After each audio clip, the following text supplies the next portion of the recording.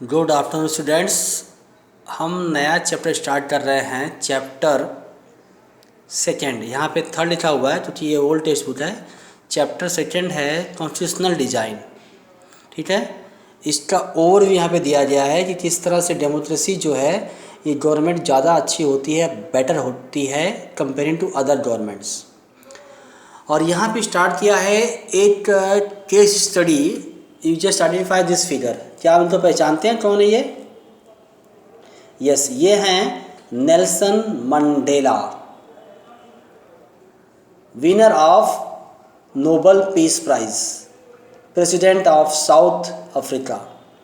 अब इस दुनिया में नहीं रहे, ये इस समय नहीं है, पर एक great personality of the world में अगर काउंटिंग किया जाए, वर्ल्ड लीडर्स की बात की जाए, great leaders of the world, तो इनमें इनका नाम शामिल किया जाएगा। जैसे हमारे यहाँ बोलते हैं महात्मा गांधी का नाम शामिल करते हैं, वैसे ही नेल्सन मंडेला का नाम शामिल होगा वर्ल्ड के बड़े लीडर्स में, एक ऐसे लीडर जिन्होंने बदलाव लाया।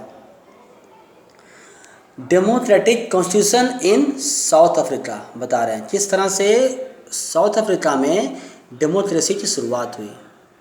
शुरू में यहाँ पर उनका स्पीच दिया गया है और ये है कि I have fought against white domination and I have fought against black domination.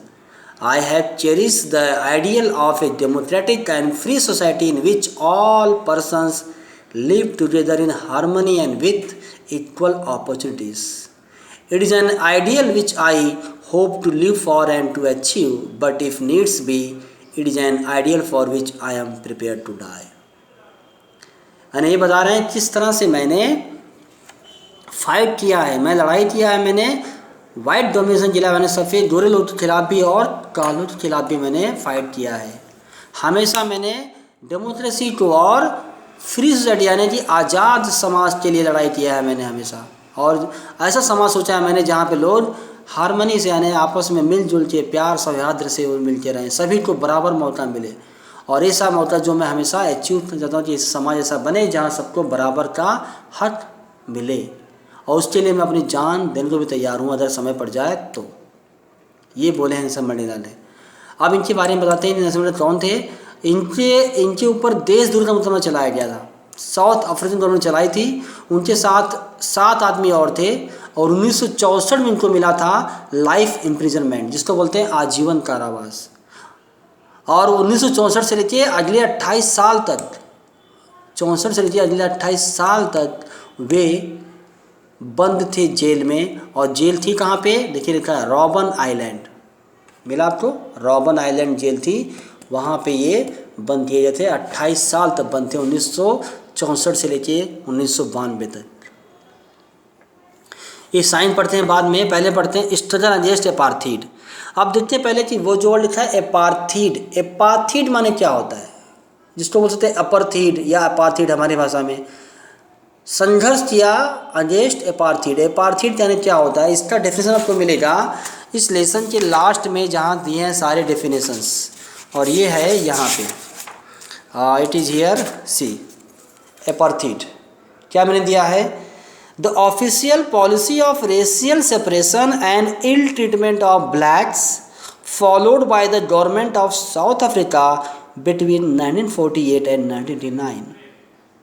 यानी एक पॉलिसी था, एपार्थीड क्या था? एक पॉलिसी था, एक नीति था रेशियल सेपरेशन का, वर्ण के बेस पे यानी कि कलर के बेस पे, स्किन कलर के बेस पे, चमड़ी के रंग के ऊपर, कि जो रंग यानी सफ़ेद लोग यानी गोरे लोग, काले लोग, इंडियन पीपल का कलर अलग होता है, we are little bit brownish, coloured people जो वाइट ना हो और कलर में स्किन हो, ऐसे लोग के बीच में भेदभाव करने वाला जो पॉलिसी था वो उसका नाम था एपार्थीड, जो साउथ अफ्रीका में फॉलो किया गया था 1948 से 1989 के बीच में।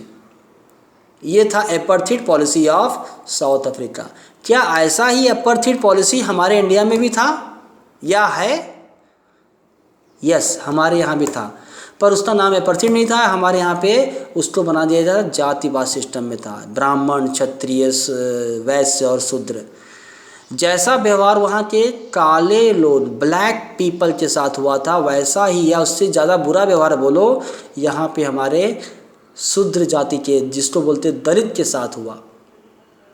वैसे तो हुआ, वैश्यों के साथ भी हुआ है, वैश्यों के साथ भी छोटी बड़ी जात वो लोग बोलते हैं, जिसको हम ओबीसी बोलते हैं, पर लोअर कास्ट जो SC ST वाले हैं, जिनको हम दलित बोलते हैं, उनके साथ भी ऐसा ही व्यवहार हुआ, और बल्कि ज़्यादा बुरा व्यवहार हुआ कि एक कोई हायर कास्ट का आदमी नहाते हुए नदी से जा रहा है और किसी लोअर कास्ट आदमी की परछाई इस पर पड़ जाए तो वो आदमी बोलता है मैं अशुद्ध हो गया, मैं नहा के बेकार हो गया, इसी परछाई पड़ गई मेरे ऊपर। ये रास्ते में चले जा रहा आ जाए, उसके पैरों की छाप भी नज़र आ जाए तो भी अन्याय हो गया। उसको वेद नहीं सुनना होता था, वेद पुराण जो सुनना नहीं, पढ़ना तो दूर की बात, सुनना भी नहीं है। वो सिर्फ साफ सफाई काम करता रहा। जैसे बहुत से अन्याय यहाँ भी हुए थे, वो भी बोल सकते हैं कि it was a type of Indian apartheid. तो ऐसा ही एपार्थाइड सिस्टम अफ्रीका में फॉलो किया गया 1948 से 1989 के बीच में। और ये क्या था, ये सिस्टम था एक अफ्रीका में जो वाइट यूरोपियन ने किया था। अब आप बोलोगे कि सब जब 48 में आज़ाद हो गया साउथ अफ्रीका, तो फिर वहाँ पे वाइट डोमिनेशन कैसे हो गया? हमारा देश कब आज़ाद हुआ? 1947 में, अफ्रीका 1948 में, साउथ अफ्रीका, ठीक है। हमारे यहाँ उसमें फ़र्क ये है कि जब हम आज़ाद हुए तो जितने भी यहाँ पे अंग्रेज़ थे, ब्रिटिश थे, वो सब के सब यहाँ से चले गए, ऑफिशियली चले गए, और पूरा देश हमारे पास आ गया और उसका हमने कंट्रोल किया, उसको एडमिनिस्टर किया, और आज भी हम चला रहे हैं, ऐसा मैं मानता हूँ। लेकिन अफ्रीका में ऐसा नहीं हुआ। वहाँ पे कुछ ग्रुप जो था, एक सर्टेन पीपल जो परसेंटेज थे, वो वहीं पर रह गए। आज़ादी तो मिल गई अफ्रीका को, पर वो वहीं पर रह गए। उन्होंने एक सिस्टम चलाया, एक तरह का गवर्नमेंट चलाया उन्होंने वहाँ पे, जो था एपार्थाइड पॉलिसी के अंडर में। यानी हमारे यहाँ से सब अंग्रेज चले गए, पर उनके यहाँ पे सब अंग्रेज नहीं गए, कुछ अंग्रेज वहीं बस गए, और उन्होंने वाइट गवर्नमेंट चलाई और सिस्टम लाया एपार्थाइड गवर्नमेंट, जो था रेशियल डिस्क्रिमिनेशन, वर्ण के आधार पे भेदभाव, यानी चमड़ी के रंग के आधार पे भेदभाव करना। गोरों के लिए अलग से व्यवस्था और काले लोग के लिए अलग से व्यवस्था। गोरे लोग अच्छे, सुपीरियर, और काले लोग इन्फीरियर, लो क्वालिटी के पीपल, ऐसा वो लोग मानते थे एपार्थाइड सिस्टम में। लिखा भी क्लियर वहाँ, सेंचुरी से चलता रहा, ठीक है। 18वीं सेंचुरी में जब ज़बरदस्ती यूरोप ने राज किया था वहाँ पे, जिस तरह इंडिया में वाइट चले गए, पर मैंने बताया था तो सब चीज़ें यहाँ दी है, देखो जो मैं बता रहा हूँ वो सब एक्सप्लेन किया गया है यहाँ पे, ठीक है। और वहाँ पे देखिए ब्लैक कलर जो थे उनको, जबकि वो ज़्यादा थे, ब्लैक थे 3/4 थे, यानी अबाउट 75% थे ब्लैक पीपल या कलर्ड या इंडियन मिला, फिर भी राज चला वाइट पीपल का वहाँ पे, ठीक है। जो मिक्स रेस वाले थे उनको बोले कलर्ड पीपल। ये सिस्टम था ब्लैक के लिए बहुत ही अप्रेसिव, उनके लिए अलग से, they were forbidden from living in white areas. उनको सफ़ेद लोग जहाँ पे गोरे लोग रहते थे, सफ़ेद वर्ड सही नहीं है, गोरे लोग जहाँ थे वहाँ पे भी रहना अलाउड नहीं था। They could work in white areas only if they had a permit. और अगर वाइट एरिया में उनको जाना था, जहाँ पे गोरे लोग रहते थे, अगर वहाँ उनको जाना था तो उनके लिए उनको परमिट लेना पड़ता था, परमिट लेके बिना अलाउड नहीं था। जैसे मान लीजिए जो सफ़ेद लोग रहते हैं, वाइट पीपल रहते हैं, और उनके यहाँ मान लो कि नाला ख़राब हो जाए, नाला कौन साफ़ करेगा? बिजली का वायर टूट गया कौन बनाएगा? फर्नीचर बनाना कौन बनाएगा? तो उसके लिए कौन बुलाएंगे? ब्लैक पीपल आएगा। पर उसके लिए क्या लेना पड़ेगा? उसको लेना पड़ेगा परमिशन, जिसको बोलते हैं परमिट। लेगा, दिन भर आएगा, काम करेगा, चले जाएगा वापस, रात भर रुकेगा नहीं। यहाँ पर ट्रेन, बस, टैक्सी, होटल, देखिए hospital, school, college, library, cinema hall, theatre, beach, swimming pool, यहाँ तक कि टॉयलेट भी अलग अलग सेपरेट बनाए गए, वाइट के लिए अलग और ब्लैक के लिए अलग। ट्रेन में भी अलग डिब्बे, ब्लैक वाले अलग डिब्बे और वाइट वाले अलग डिब्बे। याद आ रहा है गांधी जी का स्टोरी? याद आ रहा है किस तरह से अफ्रीका में गांधी जी को ट्रेन के डिब्बे में से उठा के बाहर फेंक दिया था वाइट पीपल ने, कि ये सिर्फ वाइट लोग के लिए है, जबकि गांधी के पास टिकट था, he had a valid ticket, उसने उन्होंने पैसा भी पेमेंट किया था, फिर भी उनको भेज दीजिए, ही वॉज इंडियन, और वो रिजर्व था ओनली फॉर वाइट पीपल। ऐसा अन्याय हुआ था, गांधी के साथ हुआ। गांधी जी ने बाद में इंडिया में आया, फिर उन्होंने बदला लिया, उनको यहाँ से भगा दिया। यही हुआ ना स्टोरी, सिंपल सी बात है। तो ऐसा ही वहाँ पे था। एक स्टोरी को अमेरिका में स्टोरी है रोजा पार्क वाला, कि जहाँ पे वो बैठी रहती है और उसको जबरदस्ती उठा के फेंक देते हैं बस में से, कि नहीं ये सीट रिजर्व है वाइट पीपल के लिए, तुम उठो यहाँ से। वो छोड़ो, अभी मॉडर्न टाइम में आज भी ऐसा हो रहा है।